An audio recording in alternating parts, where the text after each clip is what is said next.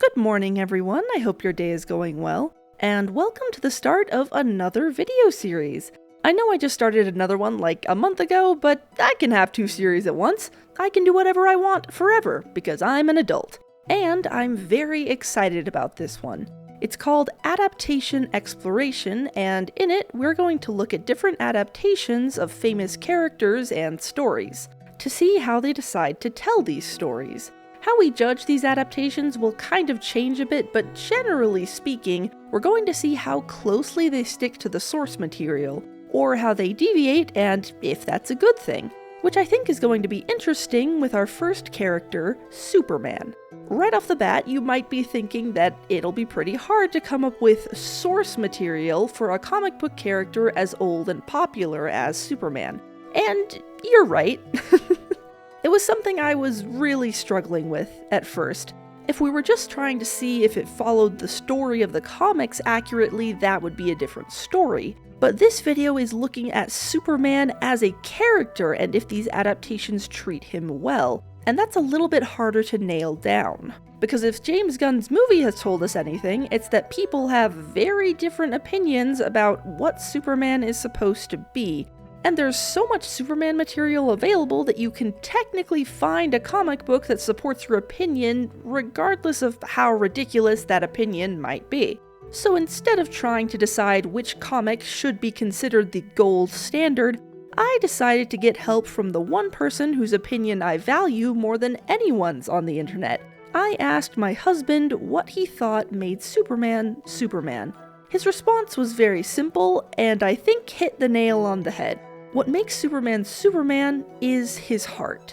If Superman had been born with no powers whatsoever, he would still be doing everything in his power to help the world and make it a better place. And this is going to be our guiding light for adaptations. Regardless of anything that happens, at his core, Superman is a good, kind person doing his best to help people and make the world a better place. There are more specific things I'll get into, like how he interacts with others and what personality he should have, but above all else, the fact that he is a good and kind person must remain central to his characterization. With that in mind, we're going to look at three different adaptations today: The Death of Superman, Man of Steel, and Superman from 1978. I picked these ones specifically because 1, they seem pretty well known and somewhat well regarded, and 2, they're movies I'd never seen before. Because while this series is intended to be introspective analysis, it's also a great opportunity to get me to consume new media. And hey, maybe one of these is going to be new for you too. I'm very excited to get into this, so I think we should get started. Grab some water, your favorite Superman-themed snack, and get comfortable. Today we'll be taking a look at the heart of Superman. The Death of Superman is probably the movie I knew the least about going into it. I knew I wanted to have at least one animated movie, but I didn't really know where to start, so I ended up just looking at the list of animated Superman movies on IMDb and picking the one with the highest rating. Side note, are there really only 8 animated Superman movies? I don't know, I was kind of expecting there to be a lot more than this. Anyway, in case it wasn't obvious, The Death of Superman is about the death of Superman. Or at least the first movie is. A funny thing happened when me and my husband went to rent this movie. Instead of finding The Death of Superman, we found The Death and Return of Superman. Thinking that they just decided to rename the movie at some point, we rented it and started watching.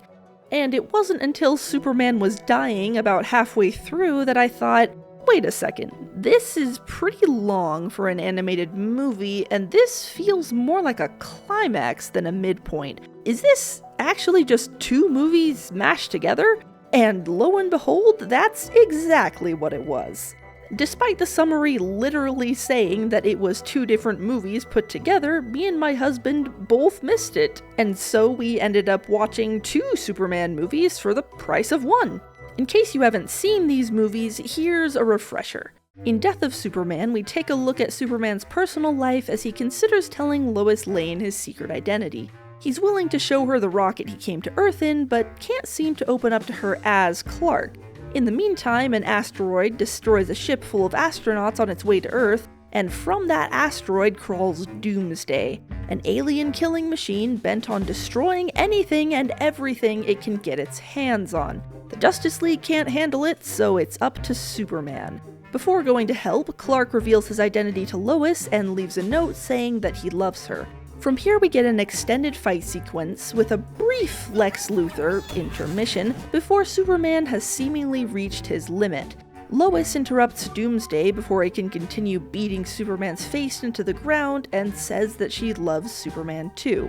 This gives Superman the push he needs for one last hit on Doomsday, which finally kills him, but causes Superman to die as well. The whole world has a funeral for him, but not long after, his body and the Kryptonian rocket ship from earlier disappear, and an end credits scene shows Superman alternates appearing. Reign of the Supermen starts 6 months after Superman's death, with 4 new Supermen having emerged.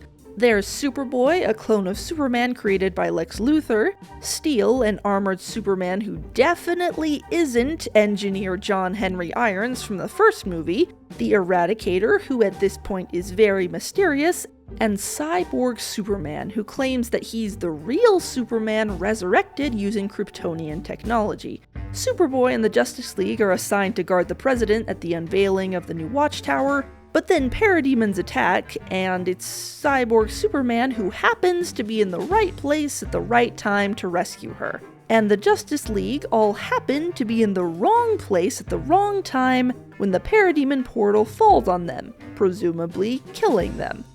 Lois and Steel work together and find that Cyborg Superman is actually Hank Henshaw, one of the astronauts supposedly killed by the asteroid in the first movie. He blames Superman for his wife dying in the same incident and has set out to destroy his legacy. With the president now trusting him implicitly, Hank uses his new influence to convince people to become part of the Cyber Core militia, where they get messed up by mother boxes and turned into these mindless police state people.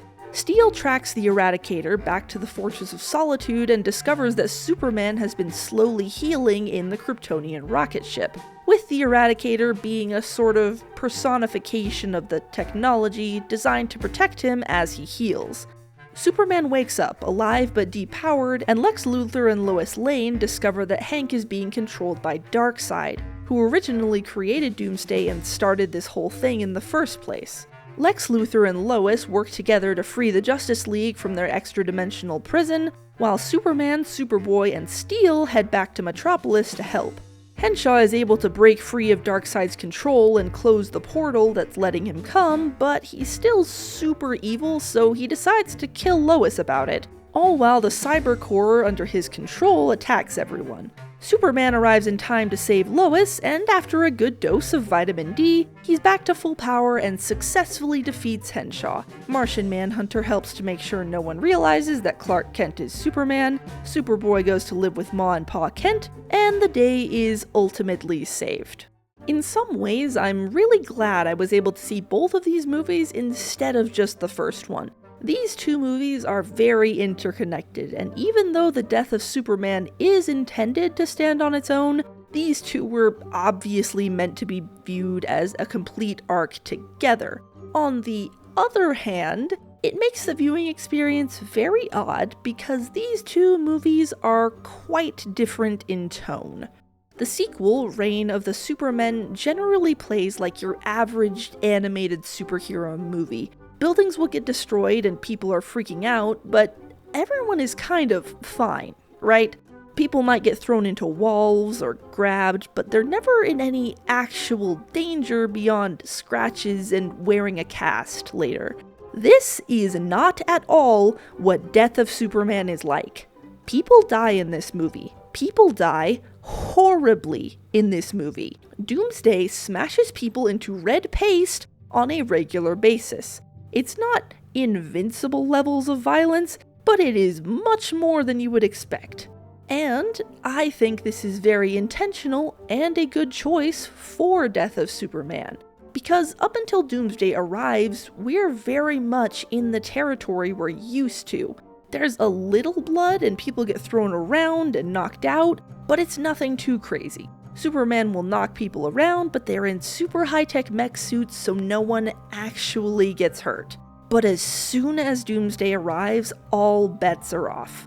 People are dying left and right, crushed and smashed and torn to literal pieces because Doomsday is different.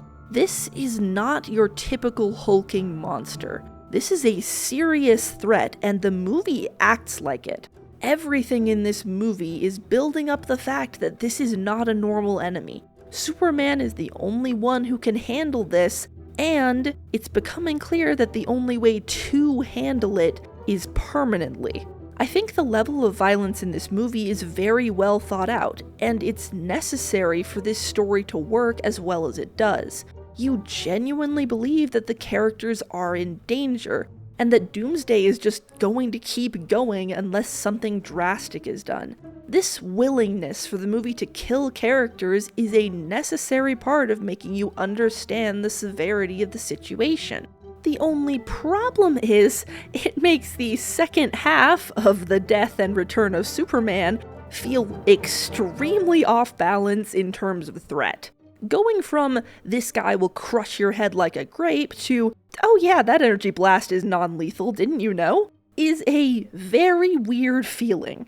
The first movie takes pains to establish that the stakes are real, the characters we love are in actual danger, and then the sequel keeps putting them in situations where they should be getting hurt, and nothing happens.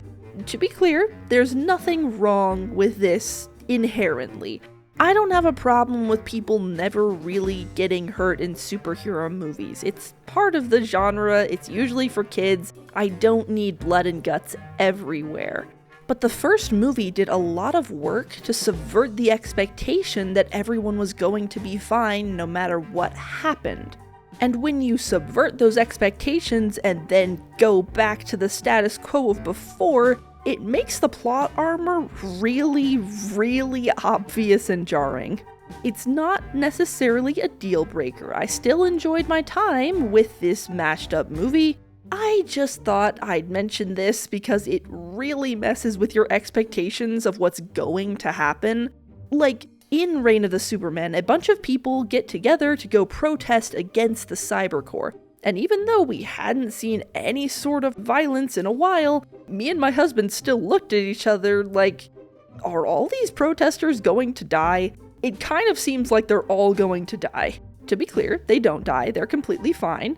But that makes it even weirder that everyone in the Cybercorps does eventually die. Yeah, you see all these people that volunteer? After Henshaw gets defeated and their connection is severed, they all die. I was fully expecting there to be a moment where you think they're all dead before they start twitching and slowly waking up. But no, that doesn't happen. This lady just cries over her dead boyfriend and the screen fades to black. It's not even acknowledged in the happy ending monologue. All these people just die and it's never mentioned outside of this scene. It feels really weird. Putting all of that aside, how does this movie treat Superman as a character? Personally, I really like this portrayal of Superman. He's very powerful, but also friendly, kind, and extremely earnest. He remembers the stories of people he saved, and the world is better because he saved them. He seems like someone you could easily be friends with, and it's clear from the start that people like him for who he is, not just what he does. One thing I found interesting was the difference between Superman and Clark. Superman is very confident and self-assured, while Clark is much quieter and less sure of his actions. I'm sure this is partially because he plays up his bumbliness when he's Clark, but it also felt like he was genuinely less comfortable when he didn't have the cape on. I don't usually like the implication that Clark is just a mask Superman puts on when he needs to hide his identity. I prefer it when he's more connected to humanity than that, but for this portrayal, I think this works really well. A big part of the conflict in the first movie is that Lois wants to get to know Clark, and Superman doesn't really know how to be Clark. You get the impression that most of the people in his life are only close to one half of him. He knows how dangerous his work is, so he's made an effort to separate the two parts of his life. He knows how to be generally likable as Clark, but struggles to come up with anything deeper when pressed. He's the same person as Superman, but because he's terrified of anyone realizing that, he ends up pushing people away. And now that he's falling in love, he's struggling to bridge that gap. This is all fairly standard secret identity stuff, but it's being elevated because you know that you're watching the death of Superman. Unlike the other characters in this movie, as an audience member, you are very aware that there is a timer ticking down, and unless Superman gets his act together, he's not gonna have any chance. There's the potential that this will he tell her, won't he tell her would get annoying, but thankfully Clark makes up his mind and tells Lois before it goes on for too long. The first movie honestly does a really good job of showing how needed and well-liked Superman is. At pretty much every turn we can see why he's as appreciated as he is. However, I will say that in an effort to make Superman feel powerful, this movie kind of does the rest of the Justice League dirty. Hardly anyone lasts more than 10 seconds against Doomsday, to the point where it's almost distracting. I think this was another attempt to make Doomsday seem unstoppable, but instead of making him seem powerful, it just kind of made the Justice League look like chumps. Especially since the way Doomsday would take them out often felt really contrived. Like, oh no, he just happened to throw Martian Manhunter into a gas station, which explodes and takes him out for the rest of the fight. Oh, he just happens to get a wild swing correct and take out Flash in one hit. He just happens to beat up Hawkman. Okay, this one isn't contrived, it's just kind of sad. If you're a Hawkman fan, I'm sorry. He gets one good hit in and then just gets wailed on and is never relevant again. I am so sorry. Although, I guess it could be worse. Aquaman didn't even make it into the sequel. In the arms of the angel. I understand that this is a Superman movie, and that we want to get Superman and Doomsday fighting as quickly as possible. But when Wonder Woman came on screen for her turn against Doomsday, I literally said out loud, please let her do something cool, please just let her be cool. Which I don't think is a very good sign. For the record, she does get to be cool for about a minute and a half, which I do appreciate. I just wish that much care was given to the other characters, so this actually feels like a bunch of powerful people struggling, instead of a schoolyard bully giving wedgies to first graders. This problem isn't as bad in Reign of Superman, mostly because the Justice League doesn't get to do much, but Flash definitely should have been able to escape this falling portal. There are 3 separate reaction shots between them noticing it and it actually hitting. He definitely could have run out and probably saved, like, at least 2 other people. Speaking of the second movie, it's interesting because even though Superman is absent for most of it, he still manages to get characterization. A big part of the story is how these new Supermen are all claiming to be Superman in one way or another. And in doing that, they show very clearly what Superman isn't. They're not all inherently evil, in fact some of them really are trying to uphold Superman's ideals, but every time one of them claims to be the real Superman, there's a little voice in your head that goes, no, you're not. You could never. And you remember what I said at the start about how if Superman didn't have powers, he'd still be doing everything he could to help people? That literally happens in this movie. Despite being depowered, Clark immediately goes back because he wants to help. And I think that's a pretty quintessential Superman move.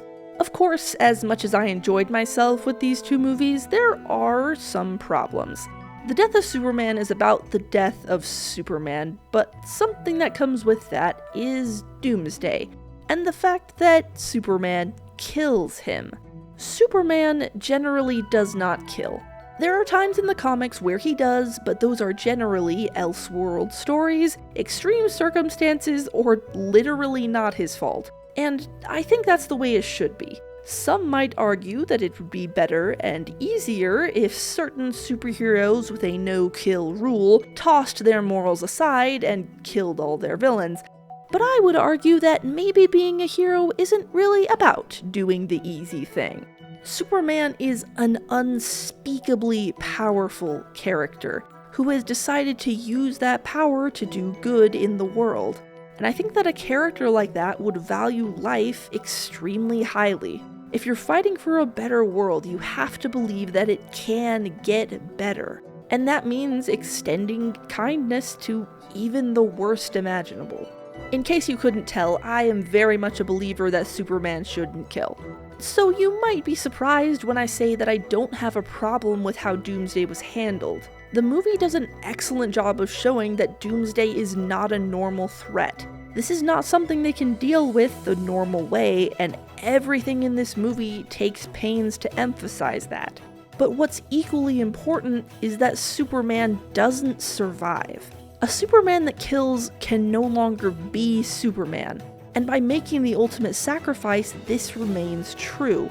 The only circumstance in which Superman can kill Doomsday and still remain the hero we know is if he also dies in the fight, and the movie pulls this off excellently. Some people take issue with the fact that it's Lois that prompts the final blow, because to them it implies that she's the only one he actually cares about, and I personally don't agree with this. It's true that some adaptations will use her that way, but I think in this case, it makes sense. The central conflict so far has been between her and Clark. He's come clean about his identity and feelings, but she hasn't had a chance to respond.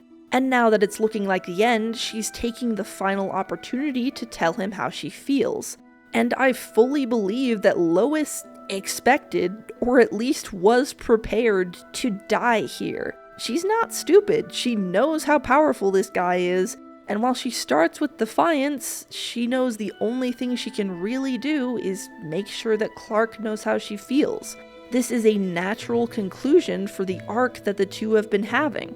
And just for the record, I don't think it's strange that Superman has a little bit more urgency when it comes to his loved ones.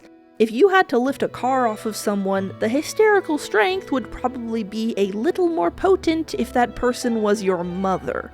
Overall, I think these two movies, that I thought were one movie, have a very good interpretation of Superman. He's kind, generous, and dedicated to the world, but he's also awkward, sassy, and just a little bit of a dork. He feels like a real person, and it's very nice to see an interpretation of Superman with so much thought put into it. Which isn't something I think I can say for the next movie we're looking at. Okay, I know a lot of people like Man of Steel, and there are things to like about this movie, but watching it for the first time in 2025, I just did not feel impressed. This is not a very good Superman movie, and I found myself pretty confused about what it was even trying to say. Now, before anyone gets too mad, Henry Cavill is not the problem in this movie. And I'm not just saying that because he's my husband's lifelong celebrity crush. He looks like Superman, he has the acting skill to be both charming and earnest, and when the movie actually just lets him be Superman, he does a very good job. The problem is there's only like 3 scenes of him doing that, because Henry Cavill is playing Superman in a movie that is fundamentally cynical about the idea of Superman existing. Quick recap of the plot for people who haven't seen this movie since 2013. The planet Krypton is collapsing in on itself, and this guy, Jor-El, predicted it, but the government doesn't want to do anything about it, so he steals this genetic codex thing and sends it and his newborn son Kal-El to Krypton, after which he's killed by General Zod because he's doing a coup and wanted the codex. Zod is then imprisoned in the Phantom Zone and Krypton collapses. From here, Kal-El, aka Clark Kent, grows up in Kansas and develops superhuman powers as he gets older. which his adopted dad, Jonathan Kent, encourages him to hide. Jonathan eventually dies in a tornado because he didn't want Clark to reveal his powers, and Clark feels so guilty about it that he becomes a drifter who chucks his identity and relocates anytime he can no longer resist the urge to help people. Lois Lane from the Daily Planet is sent to report on this weird thing found in the Arctic, which turns out to be a Kryptonian ship. Clark goes to investigate and learns about Krypton from the ship's AI, which is kind of also his dead dad's ghost. Lois follows him, and Clark has to save her from the ship's security system, after which the ship flies away and Clark starts experimenting with what he can do. Lois isn't able to publish her story normally, so she does her own investigating, but decides not to pursue it after actually talking to Clark and getting the backstory of John Kent dying in a tornado. However, Clark's identity isn't safe because Zod and his allies have escaped from the Phantom Zone, and they're here to terraform Earth into a brand new Krypton. It turns out that the genetic codex Zod wanted was put into Clark's DNA, so Zod captures him, and also Lois, and extracts some DNA so we can start conquering. Superman and Lois escape and work with the military to destroy the giant terraforming machine and send Zod's troops back to the Phantom Zone. After this, Zod goes completely off the rails and attacks Superman, and eventually they have a fight that culminates in Superman having to break Zod's neck to save this family. And sometime after that, Superman convinces the government to stop looking into him and gets a job at the Daily Planet as Clark Kent. Okay, in case it wasn't clear, I'm not the biggest fan of this plotline, but I'm especially frustrated with it because there are pieces of it that almost work. Superman being unsure of his place in the world and living as a drifter while he tries to figure it out, that's an interesting concept. I think I could watch a movie about that. Jonathan Kent encouraging Clark to hide his powers because he's worried about how the world will react. I can understand why he'd be worried about that. A figure from Superman's past has come to the Earth to threaten mass destruction. That's just normal for him. There are lots of ideas here that I don't have a problem with. But the problem, once again, is that the movie itself seems extremely reluctant to just let Superman exist at all. So much of this movie is just Clark Kent doing something slightly heroic, and the entire world and writer's room berating him for it. I understand, in a vacuum, why Jonathan Kent would want Clark to keep his powers hidden. He's his dad, he's worried about him and doesn't want him to get hurt. But how on earth did that translate to him telling Clark that he should have let all his classmates die? That's stupid. This movie is so obsessed with the fact that Clark is an alien and different that it seems to forget that he's also heroic and likable, and that he was raised by loving people who want the best for him. The way John talks to Clark most of the time, it seems almost like he's scared of him, like he's decided he has to keep this alien in check for the sake of the world's safety, and it's so off-putting to watch. Like in this scene, Clark is clearly upset that his attempt at doing good is being treated like a problem, and John is just like, well, you know, you're fundamentally different, and that kinda sucks, and it's probably only gonna get worse from here. Have I mentioned that you're an alien from outer space, and you can literally relate to no one? Now seems like a good time to bring that up. Pa Kent is supposed to be the one who taught Clark how to be a good man. His values of truth and justice and helping your neighbor are the foundation of what Clark becomes, and that's just not present here. He gives Clark talks about responsibility and the heavy burden he has to take on, but there's no care or love behind those words. It's like he's saying it out of obligation, like a royal advisor giving advice to his unwanted charge about his upcoming coronation. This moment where Clark asks if he can just keep pretending to be his son, and Jonathan responds by saying, "You are my son," should be a heartfelt moment, but it's immediately followed by him saying that Clark has another father somewhere else, and Clark is gonna have to figure it out on his own why he was sent there, which is such an incredibly isolating thing to say. how about in this moment, you reassure your son that you love him and hug him like you actually mean it? Or make sure he understands that you'll always be there for him, even though he's gonna be facing things you don't understand? I feel like that's a little more important than driving home once again that he's different and he's gonna have to deal with that by himself. And again, this is super frustrating because everything he says is like a half step to the left away from being good. Some slight tweaks to this dialogue could have done wonders. It's a classic trope that the parental figure of a hero will at some point give them a speech about how they're different, and they have a responsibility to use that power for good. This movie just decided to twist it so that the emphasis was not on doing good, but on the fact that Clark is different. This movie is supposed to be a Superman origin story, but so many of these flashback scenes feel like they'd fit better in something like Brightburn, which, in case you didn't know, is a movie about what if Superman was actually a sociopath sent here as an invading force and love didn't change anything and he killed everyone. There's a scene where Clark gets overwhelmed because his powers are developing and everything is too loud and he can see everyone's skeleton and organs, and obviously it freaks him out. So he runs and locks himself away. But eventually his mom is able to calm him down by having him focus only on her voice. He's able to ground himself through that, and this scene is very effective at showing the bond between them, and exploring the difficulties of having Superman's powers in a very cool way. But immediately before his mom arrives, Superman uses his heat vision to heat up the doorknob and burn the teacher's hand. And this moment is designed to be scary.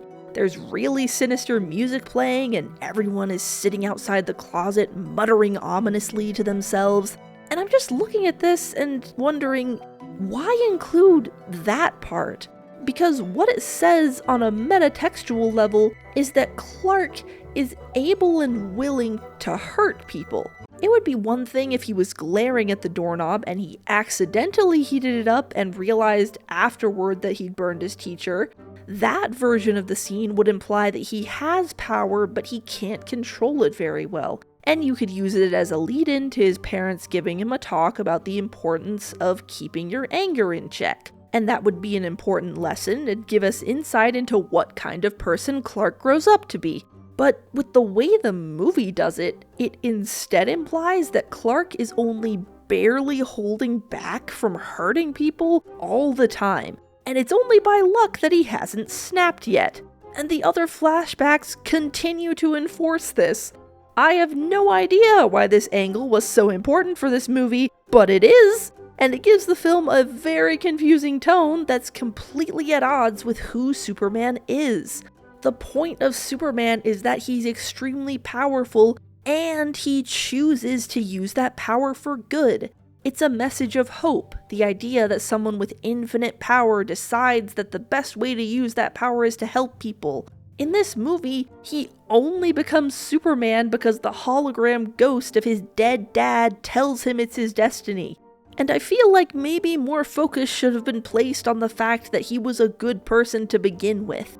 I generally try to keep things positive on this channel, so I want to say that there are individual scenes in this movie that I really like. When Superman decides to turn himself in to General Zod and he and Lois get a moment to talk, he genuinely feels like Superman. He's clearly very powerful, but he lets himself be handcuffed because he doesn't want to cause too much of a fuss. He's friendly and funny and polite and feels so much like Superman that I genuinely feel robbed that more of the movie isn't like this. Because, yeah, when I said there was only like 3 scenes where Henry Cavill acts like Superman, I meant it. He doesn't start actually doing Superman things until like an hour in. He doesn't even have the name Superman at the start of this scene. Lois gives him that name during the interrogation. The movie has to be physically dragged into allowing Clark to put on the cape, and most of the scenes where Superman is allowed to exist are fight scenes, where he doesn't get to talk and superpowered people smack each other through walls at various angles. Speaking of which, I knew everyone and their mom had made the point about the horrific level of collateral damage in this movie, but oh my gosh, I was not expecting it to be so bad. It's to the point where it feels almost intentional that we're thinking about how many people are dying in every scene. Like, you didn't have to animate dozens of people getting caught in this gravity blast and smashing into the ground, but wow, it's definitely obvious how many people are dead. Why did you bother showing all these people running and hiding if you were going to smash these buildings to dust minutes later? We saw everyone hide in there. We know they're all dead. What's the point of that? And why isn't Superman trying to help them get to safety, which he literally told them that they should do? To borrow a point from overly sarcastic productions, wouldn't it have been much more interesting if Superman was trying to fight these guys and keep civilians safe at the same time? It would make this fight so much more dynamic and tense. And hey, if you really feel like sucking up to the military and having them look good, maybe having them arrive and take over evacuation would be better than showing them firing missiles into an occupied town. Just saying.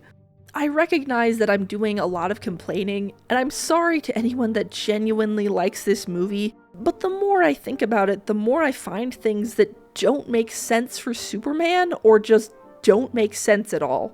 For example, why is Lois taken along with Superman when he turns himself into Zod? Zod specifically asks for her, and it is never explained why. I understand why she needs to be there from a writing perspective. She's the one who conveniently gets tossed in a room with this control panel and helps them all escape. But why does Zod want her? She apparently got interrogated the same way Clark did, but why? She's not like an emissary of Earth or anything. She's a reporter, and she's spoken to Clark for maybe a total of 10 minutes by this point. She knows about the Phantom Zone later in this movie, which she could have only learned about in her weird interrogation dream sequence, but why would Zod and the others have told her about that? And hey, why later in the movie is she on the military plane sent to destroy this big terraform thing? She is a random untrained civilian. Why on earth would they let her come? The key thing they need to use is not coded to her.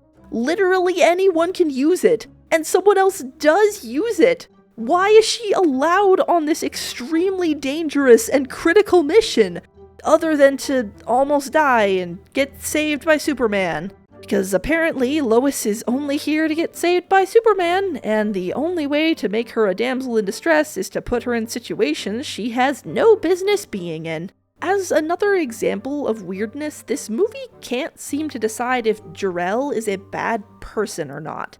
Zod says stuff at the start about preserving pure bloodlines or whatever, and Jor-El is like, who decides what bloodlines get to exist? Just you? So it's broadly implied that he's against eugenics, which, thank goodness, but a bunch of the other stuff he says implies that he definitely thinks of Kryptonians as a superior race. Like, he sends Clark to a planet with a yellow sun, specifically because he knows the yellow radiation will make him cooler and better than everyone else. He infuses his DNA with the genetic codex of Krypton so that he can continue their race even if all of them die. This isn't a rescue mission he's doing because he loves his son. This is so their race can continue beyond their hubris. Laura is really sentimental and sad that they'll never get to see their son grow up, and Jor-El is just like, but honey, our species lives on this way. Why are you sad? The ghost hologram version of Jor-El later says that he was sent here to guide the people of Earth, which I guess is slightly better, but it still implies that Clark is somehow magically a great person who will inherently be better than literally everyone else on Earth. They keep trying to show that he's a good person, but what Jor-El is doing is just what Zod wanted to do in a different font, which was probably the point of them being like dark reflections or something, but it never gets fully addressed or refuted or questioned by Superman or anyone else in the story. So Jor-El is kind of just xenophobic on a planet-sized level, and it's never explored before he gets wiped off the face of the planet. And also, hey Jor-El, Why doesn't your wife get a hologram ghost? Why is it only you that gets to give really cryptic advice to your adult son? And don't tell me it's because Jarrell died close to the ship or whatever. He and Laura die in the same building, barely a room away from one another. And if this isn't the same building, then it should have been more clear because every building on Krypton has this same basic, ugly architecture and I hate it.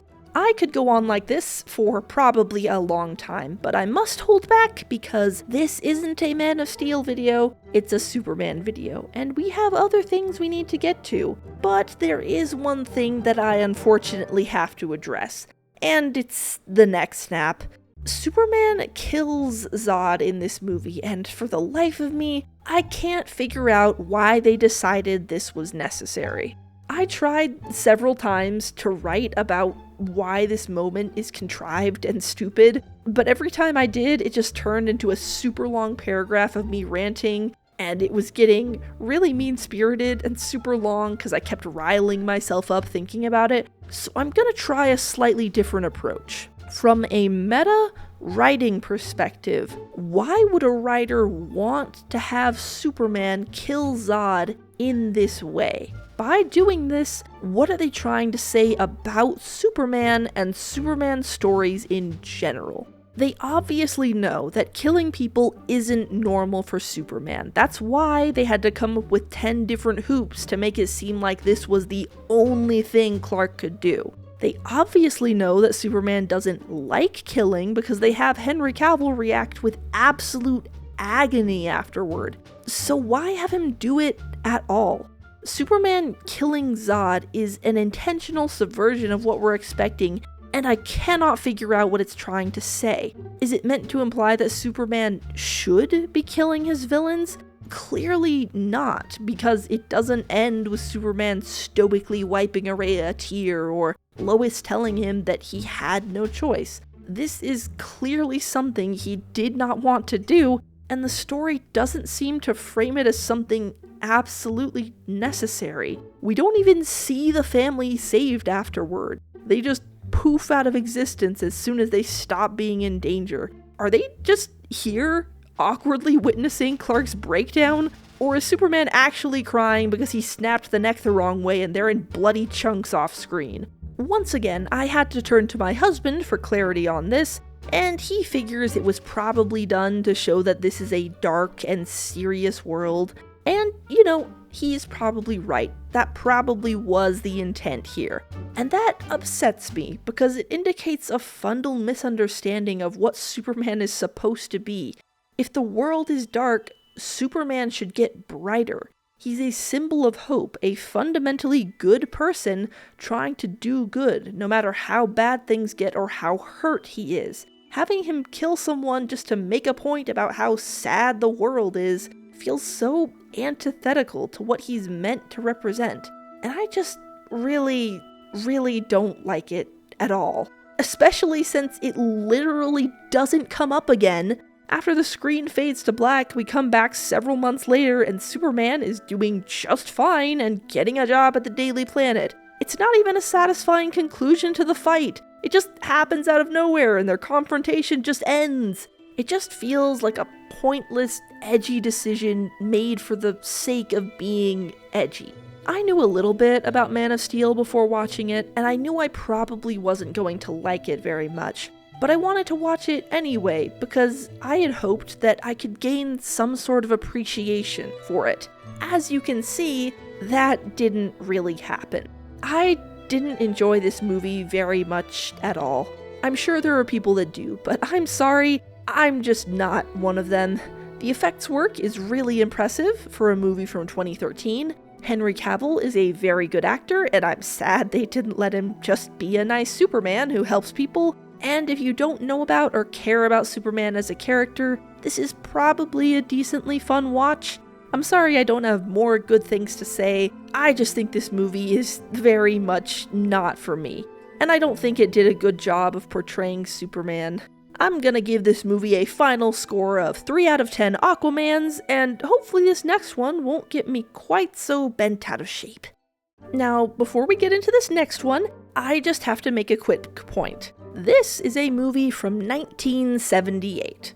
It's a classic, but the thing about classic old movies is that you kind of need to put yourself in the mindset of the audience of the time to really get them. Filmmaking has changed a lot since then, and most of the time, if you go from a modern perspective, you're gonna end up thinking that this old movie is boring and long and dumb. I enjoyed this movie, but I think part of the reason I did is because I tried to put myself in the shoes of a 1970s audience member and meet it on its own terms. It's not a bad movie, but it is a very old one, and I just want to keep that in mind going forward. And also, please forgive how crunchy this footage looks. It's the quality of the copy I found. With all that being said, this movie is really fun. It does something I haven't seen many other adaptations do, and that's let Superman be silly. Part of it is due to the very old visual effects, but I've also never seen any other Superman property make Superman this genuinely goofy. He's a massive dork, especially after he grows up and starts being played by Christopher Reeve. Most adaptations have Superman do something clumsy or silly as Clark, but then in the same scene they have him subtly use his powers just to remind you that he's not actually silly, he's just acting. That is not the case with this movie. Clark is just dorky and clumsy, and he only occasionally gets to also be cool in the same scene. It's great. I really like this portrayal of Superman because he's so much more goofy than what we're used to seeing. And he's also more mischievous, which is an angle that I haven't seen very often. He is genuinely earnest and kind, but he also uses his bumbling persona to be very cheeky about things and get away with it, and it's really fun to watch. I don't think that he would lend himself to any cheap promotion schemes, though, Mr. White. Exactly how would you know that, Kent? Well, just first impression. I got where I am with guts, compassion, elbow grease, and something you're sadly lacking in, son. Humility. Is it worth risking your life over $10, 2 credit cards, a hairbrush, and a lipstick? How did you know that? For what? You just described the exact contents of my purse.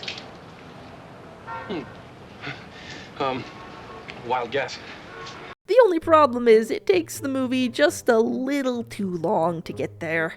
We start the movie on Krypton with Jor-El and the Kryptonian High Council sentencing General Zod and his conspirators to the Phantom Zone.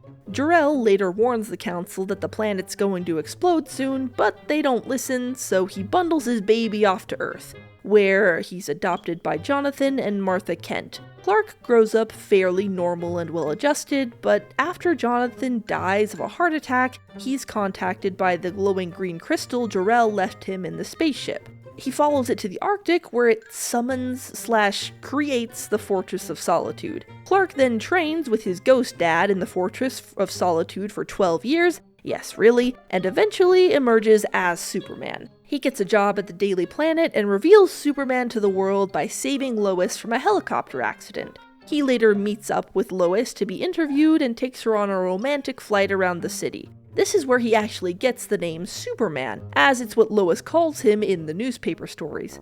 Meanwhile, Lex Luthor plans to redirect Army and Navy missile tests into the San Andreas Fault so he can sink most of California into the ocean and form a new West Coast owned entirely by him. He doesn't want Superman messing with that, so he lures him in and weakens him with this wacky green meteorite piece he stole from a museum, which he decides to name Kryptonite.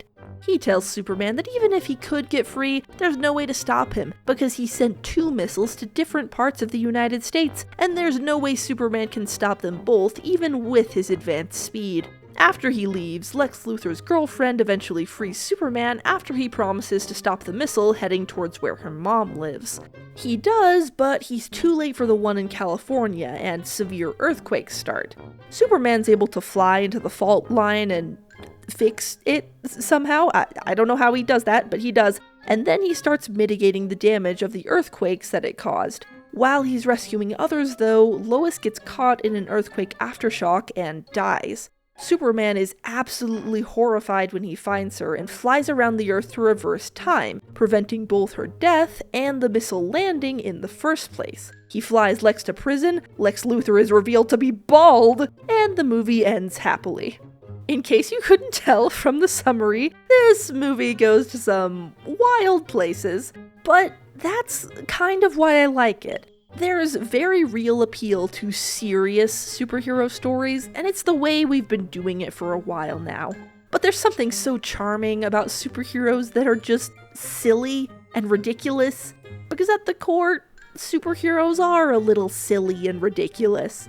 And that's okay. It's okay for the spandex man to do some goofy stuff. In fact, I think that was part of the original point. Like I said, I really enjoy the way this movie does Superman. He has extremely dorky energy that I find very endearing, but he also frequently uses his Clark Kent persona to make little inside jokes to himself in a way that I think is just hilarious. Don't get it twisted, despite his clumsiness being an act, he is still very much a dork. Well, I certainly hope this little incident hasn't put you off flying, miss. Statistically speaking, of course, it's still the safest way to travel. But the way he uses his Clark Kent persona is so funny to me. He constantly makes comments that to anyone else seem just a little odd, but to anyone who knows who he actually is, it's extremely obvious he's just having a little chuckle to himself. Like he genuinely is just having a great time pretending to be somewhat incompetent.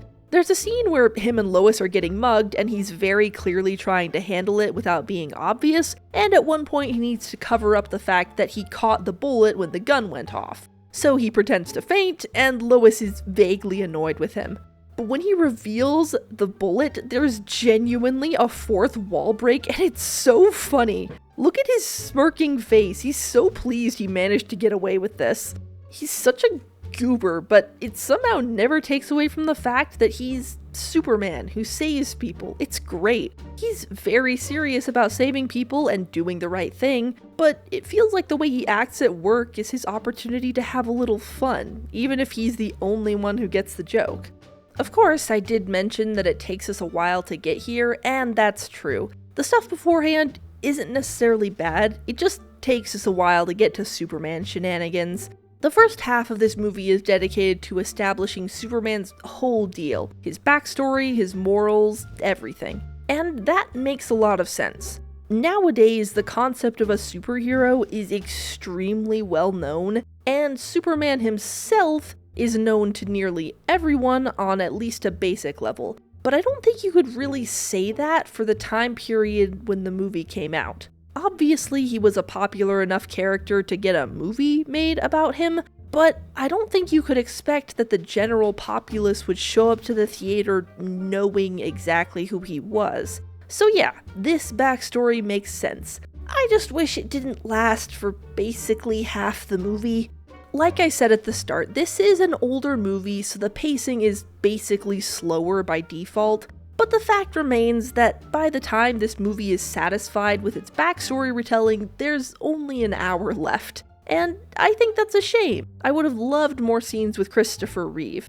However, the choices the movie makes with the backstory are interesting, and I'd like to talk a little about them.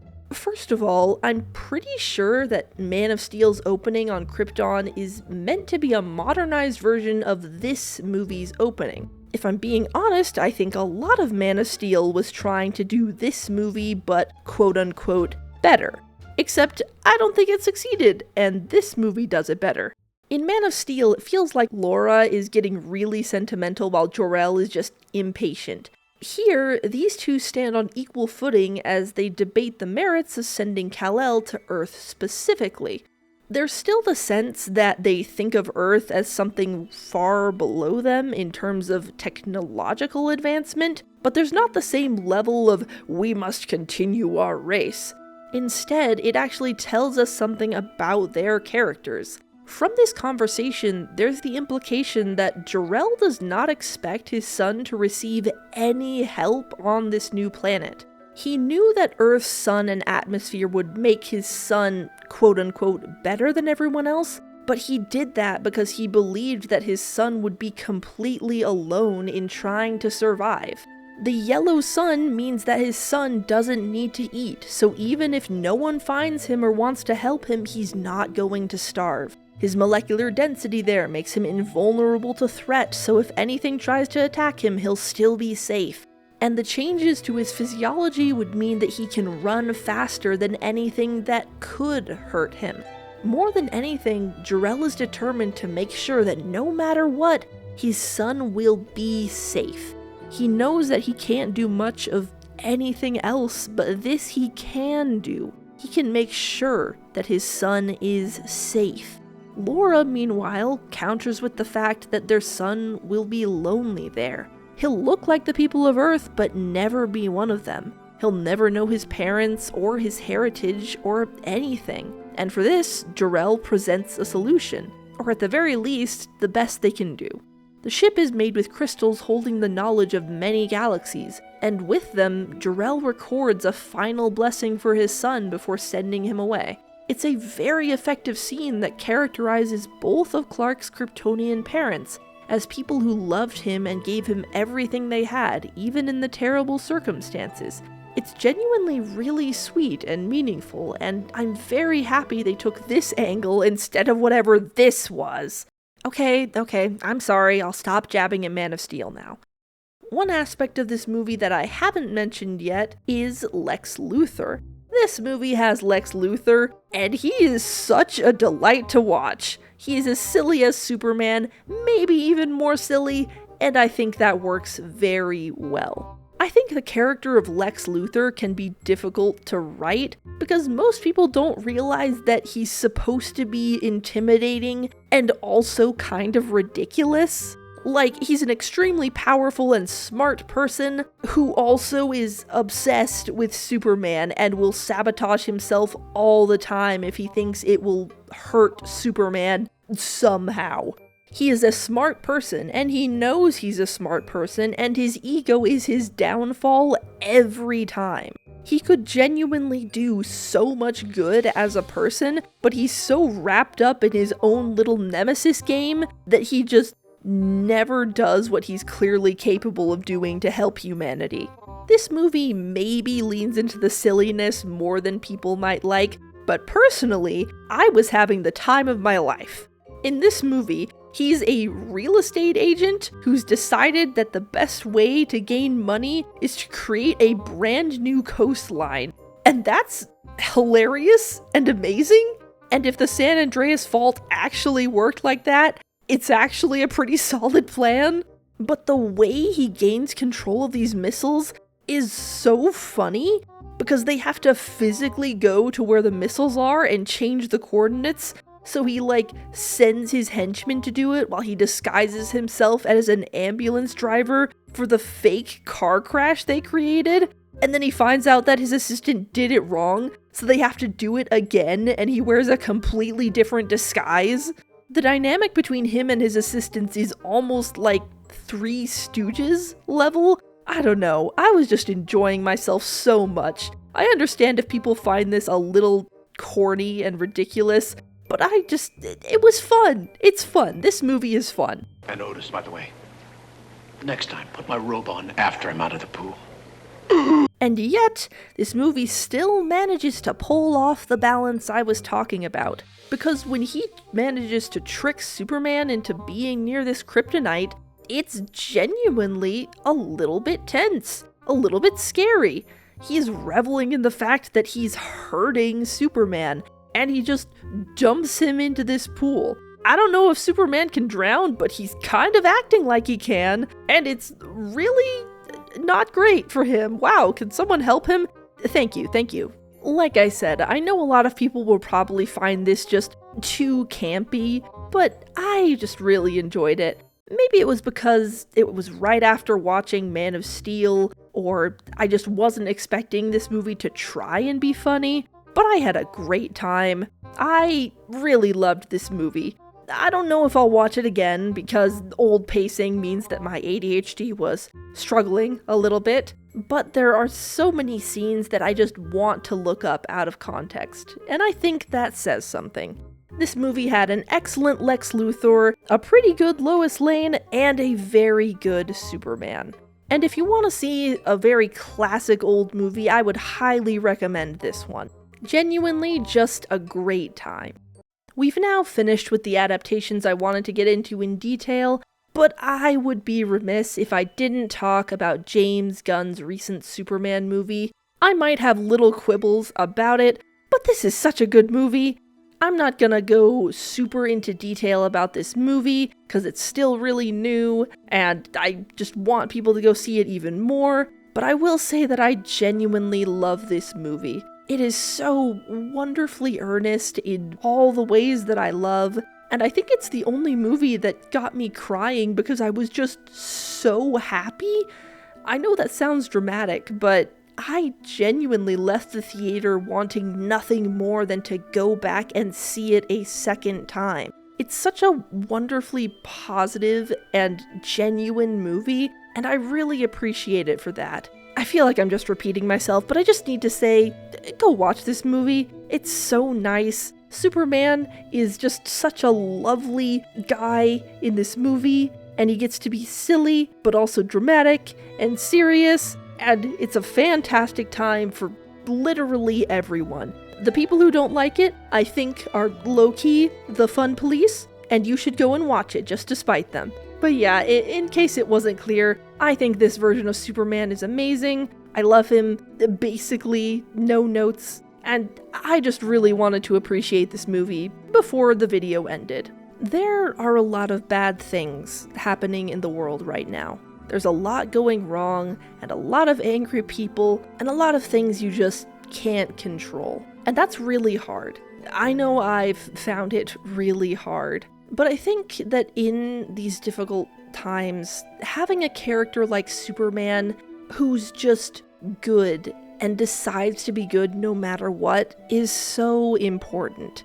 And I'm so grateful that we have characters like that to remind us that we can always do good in the world, regardless of anything else that is happening. There's a reason I end all of my videos by saying, take care of yourselves and each other, and it's because I really think that helping each other is the way to get through hard times.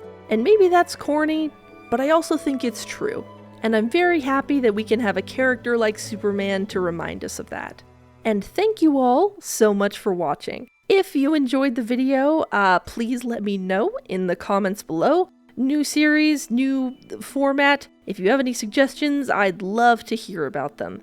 If I didn't look at your favorite Superman adaptation, I'm sorry. There's probably a lot of them, but I'm just one person doing this and there's limited time, so a very special thank you to all of my patrons, including but not limited to Snake and Perplexia Sphinx. Take care of yourselves and each other, and I hope to see you all again soon.